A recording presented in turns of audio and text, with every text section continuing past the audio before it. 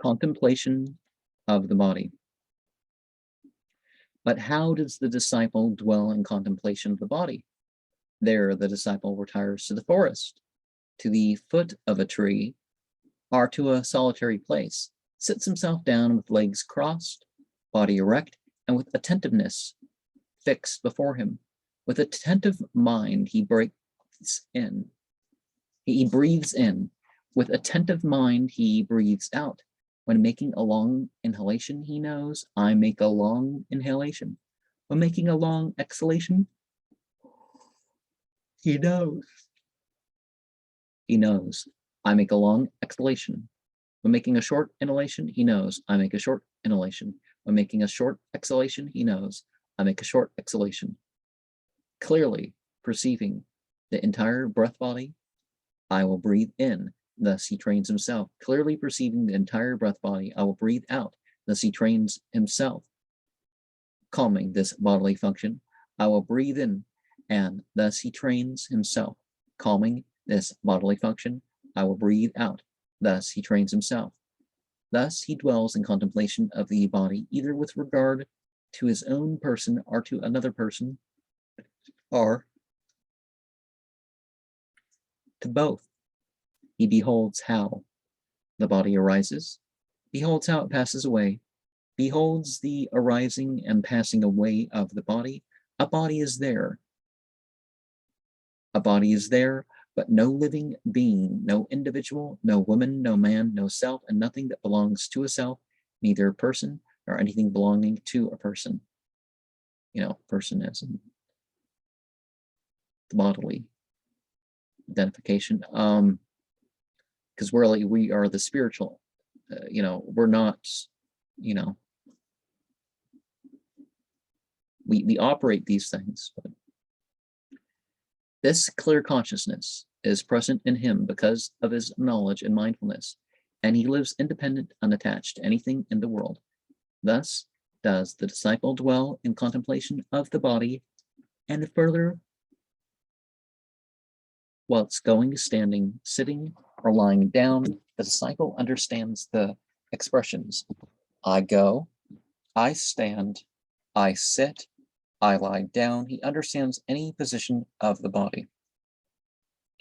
The disciple understands that it is not a being, a real ego that goes, stands, etc., but it is by a mere figure of speech that one says, I go, I stand, and so forth.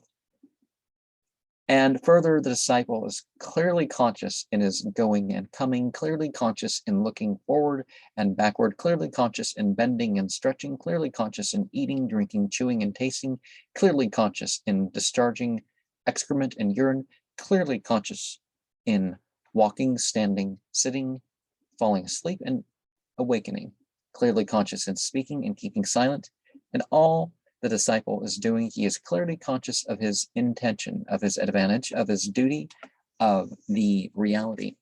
And further, the disciple contemplates this body from the sole of the foot upwards, and from the top of the hair downwards, with the skin stretched over it and filled with manifold impurities. This body consists of hairs, nails, teeth, skin, flesh, sinews, bones, marrow, kidneys, heart, liver, diaphragm, spleen, lungs, intestines, bowels, stomach, and excrement, of bile, phlegm, pus, blood, sweat, lymph, tears, semen, and of course the female equivalent, right? Spittle, nasal mucus, oil of the joints, and urine. Just as if there were a sack with openings at both ends, filled with all kinds of grain with paddy, beans, sesamum, and husked rice, and a man not blind opened it and examined its contents. Thus, that is paddy. These are beans.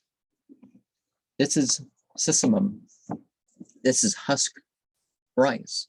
Just so does the disciple investigate this body. And further, the disciple contemplates this body with regard to the elements. This body consists of the solid element, the liquid element, the heating element, and the vibrating element, just as a skilled butcher or butcher's apprentice who has slaughtered a cow and divided it into separate portions should sit down at the junction of 4 high roads. Just so does the disciple contemplate this body with regard to the elements. And further, just as if the disciple should see a corpse thrown into the burial ground 1, 2, or 3 days, dead, swollen up, blue, black in color, full of corruption, he draws the conclusion as to his own body. This is my body, also has this nature, has this destiny, and cannot escape it. And further, just as if the disciple should see a corpse thrown into the burial ground, eaten by crows, hawks, or vultures, by dogs or jackals, gnawed by all kinds of worms, he draws the conclusion as to his own body. And this is my body, also has this nature, has this destiny, and cannot escape it. Now, there are certain disease and other issues related to the sky burial and stuff like that. The issue with the thing about the ground is either superstition that doesn't kind of pan out, or it's because of chemical treatments of the body and stuff like that that you don't have to do to bury a body, you know? That all the wood and all that stuff, you don't have to do that. You can use the same beer for body after body, you know?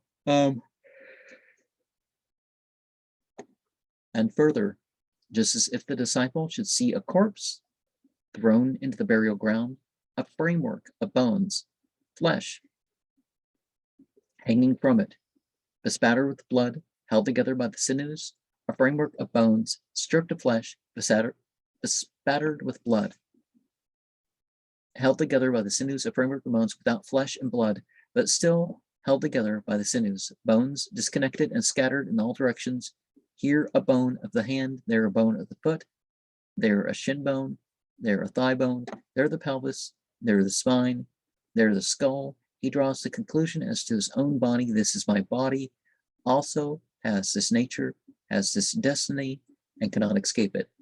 And further, just as if the disciple should see his bones lying in the burial ground, bleached and resembling shells, bones heaped together after the lapse of years, bones weathered and crumbled to dust, he draws the conclusion as to his own body. This, my body, also has this nature, has this destiny, and cannot escape it. Thus he dwells in contemplation of the body, either with regard to his own person or to other persons, or to both. He beholds how the body arises, beholds how it passes away, beholds the arising and passing of the body. A body is there. This clear consciousness of it is present in him because of his knowledge and mindfulness. And he lives independent, unattached to anything in the world. Thus does the disciple dwell in contemplation of the body.